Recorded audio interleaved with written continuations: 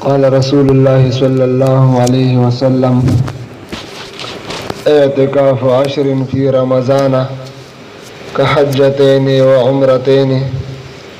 وقال صلى الله عليه وسلم عنه هو يعاكف الذنوب ويجرى له من الحسنات كعامل الحسنات كلها.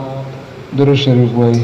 اللهم صل على محمد النبي الأمي وعلى آله وأصحابه وبارك وسلم تسليما كثيرا كثيرا.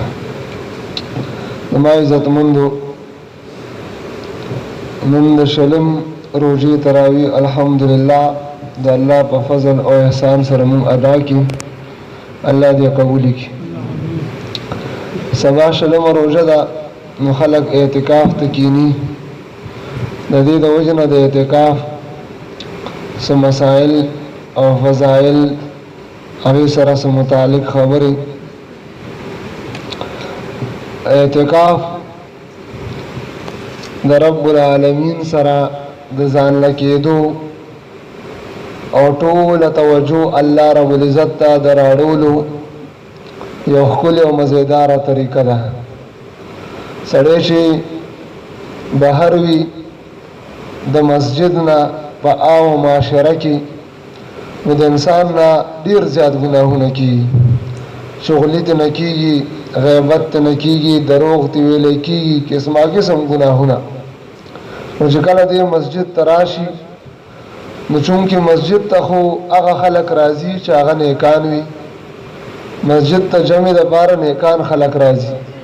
نو د ده مجلس هم د بدانو نه کټ شي، د نیکانو سره شي، نو د هغه ډېرو ګناهونو نه هم بچ شي او الله رب العزت سره یوازې شي. نو دا یو ډېره لویه ذریعه ده چې سړی دې ته په دې نظر وګوري نو ډېر څه پکې حاصلولی شي. اعتکاف امام زهري رحمه الله فرمایي وی پیغمبر علیه الصلاۃ والسلام څه اعمال داسې وو، ډېر اعمال چې پیغمبر علیه السلام به کله کول او کله بیا نه کول. خو چې کله پیغمبر علیه الصلاۃ والسلام مدینه منورې ته هجرت وکړو، تشریف یې راوړو، امام زهري رحمه الله فرمایي وی تر وفاته پورې پیغمبر علیه السلام اعتکاف یو کالم نه دی پرېښودی. مسلسل پیغمبر پاک علیه السلام اعتکاف ته ناست دی. نو اعتکاف داسې سنت عمل دی، داسې سنت مؤکد چې دا پیغمبر علیه السلام پرېښودی نه دی. او د پیغمبر علیه الصلاۃ والسلام د وفات نه بعد د پیغمبر علیه السلام ازواج مطهرات د پیغمبر علیه السلام بیبیانو به بیا اعتکاف کول په خپلو حجرو کې، په خپلو کمرو کې چې کومې مسجد نبوي سره غیر چاپېره نږدې وي. نو اعتکاف داسې سنت عمل دی. حدیث کې راځي پیغمبر علیه الصلاۃ والسلام فرمایي د اعتکاف کوونکي سړي باره کې وی هو یعکف الذنوب، وی اعتکاف والا سړی ګناهونه پرېږدي، د ده نه ګناهونه ختم شي. او ویجرى له من الحسنات کعامل الحسنات كلها، او الله رب العزت دته د هرې نیکۍ اجر او ثواب جاری کوي، د هرې نیکۍ. اوس اعتکاف ته سړی کېناست، د بیمار سړي بیمار پرسي نشي کولی، جنازه نشي کولی، ډېر داسې نیکۍ دي چې هغه د ده نه د دې د وجې پاتې شوي چې دی اعتکاف ته ناست. خو دې حدیث کې راغلی چې پیغمبر علیه السلام فرمایي دی چې کوم کارونه، کوم نیک کارونه د نه د اعتکاف د وجې نه پاتې دي، د دې ټول ثوابونه به الله پاک ده ته په مسجد کې ورکوي. او پیغمبر علیه الصلاۃ والسلام فرمایي وی اعتکاف 10 فی رمضان، وی د رمضان مبارک په دې میاشت کې د 10 ورځې اعتکاف کول كحجتين وعمرتين، وإذا د 2 حج او د 2 عمرو قدرې ثواب لري. حج سونه ګران عبادت دی، عمره سونه ګرانه ده، سونه پیسې پې لګي، خو په اخلاص سره او د آداب و خیال ساتلو سره سړی اعتکاف وکړي، الله رب العزت ورته د 2 حج او د 2 عمرو څه ورکوي؟ ثواب ورکوي. بلکې یو حدیث کې راځي، روایاتو کې راځي، پیغمبر علیه الصلاۃ والسلام فرمایي یو ورځ سړی اعتکاف وکړي نو د یو ورځې د اعتکاف برکت دونه دی چې پیغمبر علیه السلام فرمایي الله رب العزت به دغه سړی د جهنم نه 3 ځله دونه لري کی لکه څونه فاصله چې د ځمکې او د اسمان ده. ځمکې او د 1500 کاله مزل څونه جی 1500 کاله مزل. مطلب دا د جهنم بس تعلق نیوی الله دې مونږ ته حاصل کړي. نو اعتکاف دغه ډیر زیات فضایل دي. نو هر انسان له پکار دی چې کوشش وکړي. دنیاوی فضیلتونو د لپاره انسان کوشش کوي، مهنت کوي. نو د دونه لوی فضیلتونه چې په دې اعتکاف په دې لس شپو مونږ او تاسو ته حاصلېږي، نو مونږ له پکار دی چې دې کوشش وکړو دا حاصل کړو. اعتکاف 3 قسمه دی. یو اعتکاف واجب دی او یو سنت دی او یو مستحب دی. واجب اعتکاف هغه دی چې سړی په ځان باندې لازم کی نظر وکړي، منښت وکړي چې یاره زه به دونه اعتکاف کوم 10 ورځې 2 ورځې 3 ورځې. دا نظر او منښت دا په 2 قسمه دی. یو داسې چې دی داسې وایي چې یاره که زما د فلانې کار وشو نو زه به د الله رضا دپاره 10 ورځې 5 ورځې 3 ورځې چې څونه زه به الله پاک دپاره اعتکاف کوم. او یو داسې دی چې هسې یو سړي وایي چې زه په ما باندې د الله تعالی د رضا دپاره 2 ورځې اعتکاف لازم دی. نو دې ته وایي واجب اعتکاف چې څونه ورځې د منو دی وي دونه ورځې اعتکاف په تو ضروري دی. خو چونکې اعتکاف بغیر د روژې نه کېږي، دې به ورسره روژه هم نیسي چې څونه ورځې اعتکاف منو دی وي او نظر یې کړی وي، منښت یې کړی وي، هغه ورځې عمره روژه به هم ورسره نیسي. دویم دی اعتکاف سنت. نو دغه د روژې په میاشت کې اخیری 10 ورځو کې چې کوم اعتکاف کېږي دا سنت دی او سنت مؤکد دی، کلک سنت دی، خو علل کفایه دی. مطلب دا دی چې په هر محله باندې دا اعتکاف کول سنت مؤکد دی، ضروری کوي دی، خو کفایي دی. که په دغه محله کې یو څو کسان راشي او مسجد ته راشي کینې اعتکاف ته، نو د ټولې محلې غاړه پې خلاصېږي. ټولې محلې غاړه پې دې وجې نه د اعتکاف والو به قدر کوئ، د هغوی به عزت کوئ.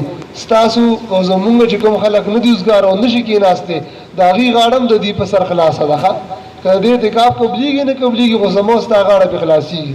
نو کله کله به سره لېږئ او کله کله به اسم خیال به ساتي د اعتکاف والو. نو کفایي دی. که په ټوله محله کې یو قسم کې نه ناست، نو ټوله محله ګناهګاره ده، ټوله محله ګناهګاره. او دریم قسم اعتکاف هغه مستحب دی.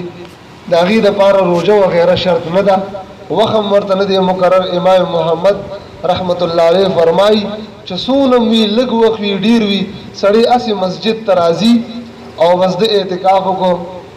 یاره نویت الاعتکاف ما دمت فی هذا المسجد، چې راننوځي دا نیت وکړه چې یاره څونه پورې زه دې جومات کې یم، نو زما د اعتکاف نیت دی. نو الله پاک به تا ته بیا ثوابونه درکوي، ډېر اجرونه او ثوابونه. څونه وخت چې وي چې بیا ووتې بیا وځه چې بیا راځې بیا دا نیت کوه. نو دا موږ تاسو هر وخت کولی شو. دې لپاره نه رمضان شرط دی او نه ولا څه عادت شرط دی، نه ولا روژه وغیره، هر ټیم کې دا په ځان باندې لازم. نو دا 3 قسمه اعتکاف. نو دا سنت اعتکاف دپاره شرطونه دي. یو شرط ولا دا دی چې اعتکاف به په داسې مسجد کې کېږي چې هغه مسجد جامع مسجد وي، کم از کم 5 ټیمه مونځ په هغې کې جمع سره ادا کېږي. داسې مسجد کې چې هغې کې 5 ټیمه مونځ په جمع سره ادا کېږي، نو په داسې مسجد کې به اعتکاف ته سړی کېني. او کوم مسجد کې چې مونځونه نه کېږي نو هغه کې به نه کېني. او دویم دا دی چې اعتکاف کله اعتکاف ته سړی کینی هم دی سنت اعتکاف ته، نو نیت به کوي. که شرط نیت یې ونه کړو نو سنت نه ادا کېږي. د کېناستو په وخت کې به دې نیت کوي چې یاره زه سنت اعتکاف ته کینم په دې مسجد کې. او دریم دا چې زنانه کینی، نو زنانه به د حیض او د نفاس چې کومې بیماریانې دي د هغې نه به پاکوي. هغه بیماری چې کومې زنانه ته وي، ماهواري وغیره، یا د بچي نه بعد د نفاس ورته وي، نو هغه بیماری کې زنانه نشي کېناسته، هغې نه به پاکوي. خو زنانه دپاره سړي دپاره خو مسجد دی د محلې، او زنانه دپاره د کور چې کوم مسجدي په کور کې مسجد خپله معنی ده سجدهګاه، جای سجده چې کوم ځای باندې سړی مونځ کوي، زنانه مونځ کوي، نو چوندره ده یا کور کې هر کور کې یو ځای خاص وي د مونځ کولو دپاره د زنانو، نو بهتر دا دی چې دغه ځای کې زنانه کیني. که دغه نی نو د اعتکاف دپاره د ځان ته یو ځای منتخب کړي چې دې کمره کې یا دې برنډه کې یا دې ځای کې به زه اعتکاف کوم. څونه علاقه چې دې منتخب کا د اعتکاف دپاره، نو د هغه ځای نه به بیا نوځي. کمره وخوله نیت اوږه د کمرې یا د برنډې یا د سین چې کوم ځای وي، خو هلته به نیت وکړي، هلته به کښېني. د ټولو نه بهتر اعتکاف دا په مسجد حرام کې دی، بیت الله شریف کې. هغې ثوابونه ډېر زیات دي، د هغې ثوابونه انتهایي زیات دي. د ټول نه بهترین اعتکاف او مسجد حرام کې دی. او دویم بیا مسجد نبوي کې د پیغمبر علیه السلام په مسجد کې، او دریم بیا په بیت المقدس کې، او څلورم بیا په جامع مسجد کې چې هغې کې ټول منځونه کېږي، او پنځم د دې نه بعد بیا خپلې محلې والا مسجد، خپلې محلې والا. او بیا د دې نه بعد هغه که دا ټول جوماتونه د سړي نه خپله محله شته، نه ورته هغه ته هوس شته دی، نو بیا د دې نه چې کوم مسجد کې جمع غټه کېږي، کوم مسجد کې جمع غټه کېږي، شپږم نمبر بیا هغې کې بهتر دی.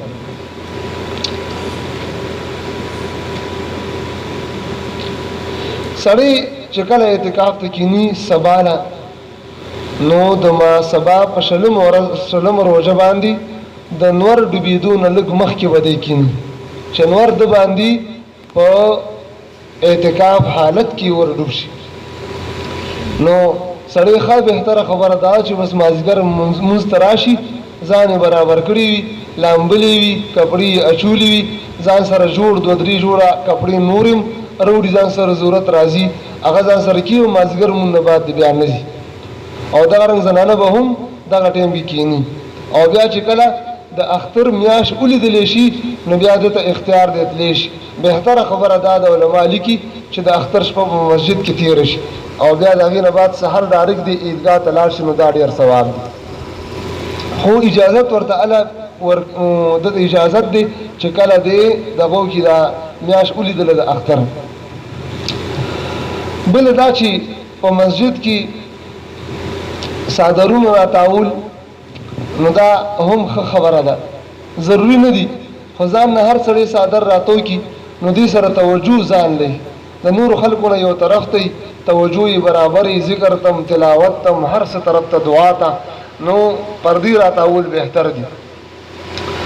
خو دونه دا چې کم خلک کم ملګري مسجد کې اعتکاف ته کینی، نو در کوم وخت پورې چې مونځ حالاتو کې د جماعت بجلی استعمالیږي، نو اخو دی استعمالولی شي. خو د جماعت عام حالاتو کې چې بجلی بند شوه، مونځ ګزاره نشته، نو نور بجلی استعمالولو دپاره به دی بیا چانده کې پیسې اچي. دا مسله ده چې کوم سړی هم راشي د مسجد بجلی یا د مسجد څیزونه د عامو وختونو نه علاوه چې اعتکاف والا استعمالي یا تبلیغ والا استعمالي، څوک هم چې استعمالي، نو هغې به چې کله اعتکاف ختم شي، نو دې څونه حساب بو کې اندازه به ولګوي، چانده کې به د مسجد پیسې واچي، د بجلی اندازه به ولګوي یا د نور چې څونه د مسجد څیزونه. اعتکاف ته چې کله سړی کېناستو، نو بغیر د شرعي ضرورت نه یا د طبعي ضرورت نه، شرعي ضرورت دا دی چې ستا په مسجد کې د جمعې مونځ نشته، او بل جمعې ته به ته بیا جمعې مونځ لري، نو دا شرعي ضرورت دی، دې دپاره تلی شي، هغې خپل وخت دی فضول وخت به نه تېروي. او طبعي ضرورت دا دی سړي حاجت ورته راځي، تقاضا وغیره، نو دغه حاجاتو ته چې د ده د طبیعت ضرورت کله راځي، نو دې دپاره بهر تلی شي. د دې نه علاوه به د مسجد چې څونه حدود دي د دې نه به نوځي. زمونږ د مسجد حدود دا دي، دا مونږ تاسو چې کوم صحن کې ناست او ماربل لګېدي دي، د دې ماربل نه چې هغه غاړه ګیر چاپېره دې طرف ته وغاړه او هغه غاړه، دا څونه علاقه ده، دا مسجد نه دی. مسجد به صرف دغه دا صحن دی، دا برنډه ده او د ننه حال دی. نو د ظهر همداسې شرعي ضرورت یا طبعي ضرورت نه علاوه به د دې حدودو نه نوځي. که کوم سړی ووتو، که په اختیار سره وي که بلا اختیار وي، که قصدن وي او که په هیرې سرې اعتکاف مات شو. تر دې پورې چې کله دې روټۍ اخري یا مسواک وغیره هسې وي یا خوله شرطي کوي نو د اودسونو ځای ته به نه ځي. که چا د اودسونو ځای ته دغه اودسونو ځای ته لاړه خولې شرطي کا یا مسواک یې ووال یا یو اودس یې و د بل اودس د ثواب په نیت وکړو نو اعتکاف یې مات شو. بلکې د دې لپاره به سړی ځان سره خپل د اوبو لوښی وساتي چې جومات کې اوبه نه لوېږي، خوله دې هم هغې کې شرطي کوي او لاسونه دې هم هغې کې وینځي، هغه ځای ته به نه ځي. که هلته لاړه نو اودس دغه اعتکاف یې څه کېږي؟ ماتېږي. نور دنیا مسائل دي هغه به وخت په وخت انشاءالله چې کوم ملګري کېناستو نو هغې سره به یو پیرډ او یو کلاس اخلو انشاءالله. او یاد لرئ زمونږ مسجد چې څنګه په نورو خبرو کې د نورو مسجدونو نه لږ جدا غونته ښکاري، په اعتکاف کې به هم جدا وي. چې کوم ملګري کېناسته ډېره ښه د الله یې توفیق ورکړي ډېر ښه کار دی، دلته به مونږ سره پابندۍ سره وخت تېروي. داسې نه شي بیا په دې شیزونو ورخیږي یا کله لوبې کوي یا خبرې کوي، نه دا شي نه نشته. دلته به زه خپل ټایم ټیبل جوړم، په هغې باندې به دې مونږ سره شپه تېروي. دې کې به انشاءالله یو فقهي مجلس لګي د مسلو چې هغه دې تپوسونه کوي یا مونځ ترتیبي یا تعلیم وي، حدیث وي، قرآن وي، سم وي. او نور به اخوا فضول وخت یا کوم ملګري چې کېناستل نو دوه به کېناستل مني بلکل، چې صرف د مونځ یا د دین د تذکرې نه علاوه به ملګري دوم نه کېني، درې څلور پنځه خو پرېږده. ځکه چې پنځه ملګري کېنئ نو یو خبره پکې شیطان وکړي او زړه چاله زړه کې ور واچي نو بل هم بیا وکړي. یو خبره خو هر چا سره موجود دي که نه، په هره موضوع نو خبرې نه بیا کیسه جوړه شي، حجره جوړه شي، غیبتونه او هر څه پکې راشي. نو دا به یاد ساتئ چې کوم ملګري هم کېني هسې نه شي بیا رانه خفه کېږئ ونه. دلته پابندۍ سره انشاءالله اعتکاف کې وخت تېرو چې کوم ثوابونه مونږ ته حدیث کې راغلي دي چې هغه مونږ تاسو ته حاصل شي، هسې نه چې د ثواب په ځای جوړی د ګناهونو نه ډکوي. اوس دې د وجې نه دلته به انشاءالله پابندۍ سره وخت تېرو. کومې مسایل چې مخې ته راځي وخت په وخت انشاءالله هغه به هغې سره حل کوو. نور مسله خو چا ذهن کې راځي نو ویلی شي یا وروسته تپوس کولی شي. الله یې د عمل کولو توفیق نصیب کړي.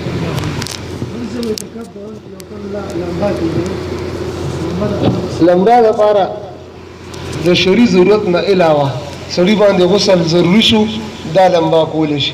د یخوالي دپاره یا د ځان پاکولو دپاره یا جمعې ته غسل وغیره دا غسل منې دی، دا به نه کوي، دا ورته اجازت نشته. که لاړ او دې دپاره ویلامبل نو اعتکاف یې ماتېږي. اعتکاف چې کله بیا مات شي نو بیا صرف د دې یو ورځې قضا چې کوم ورځ مات شوې د دې یو ورځې قضا دا ټول نه ده. اللهم لك الحمد كما انت اهل، صل وسلم على سيدنا محمد صلى الله عليه وسلم كما انت اهل، وافعل بنا ما انت اهل فانك اهل.